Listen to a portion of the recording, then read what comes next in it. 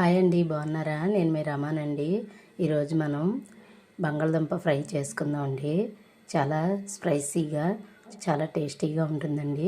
రొటీన్గా కాకుండా ఇలా ఒకసారి ట్రై చేయండి. చాలా చాలా బాగుంటుంది. దీని తయారీ విధానం ఒకసారి చూద్దాం. పచ్చిమిర్చి, ఉల్లిపాయలు, కట్ చేసుకున్న బంగాళదుంప ముక్కలు.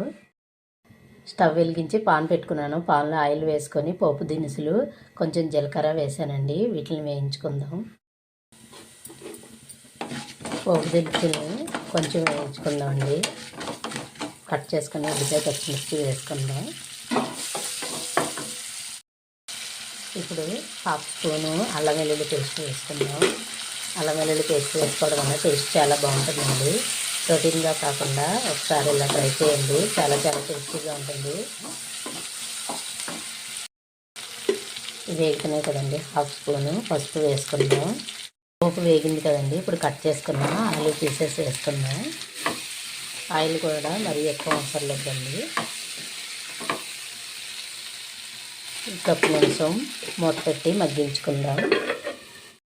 ఇప్పుడు ఒకసారి మూత తీసి చూద్దాం. రుచికి సరిపడా సాల్ట్ వేసుకుందాం అండి. కలుపుకుందాం.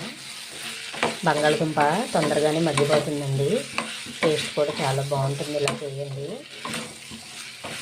అండి. ఒకసారి మూత పెట్టి ఒక నిమిషం తర్వాత చూద్దాం. ఒకసారి మూత తీసి చూద్దామండి. ఇప్పుడు హాఫ్ స్పూను కారం వేసుకుందాం. కారం వేయటం వల్ల టేస్ట్ చాలా బాగుంటుందండి. త్వరగా కట్ చేసుకున్న కొత్తిమీర వేసుకుందాం. ఇంతేనండి, రెడీ అయిపోయింది. బంగాళదుంప ఫ్రై రెడీ.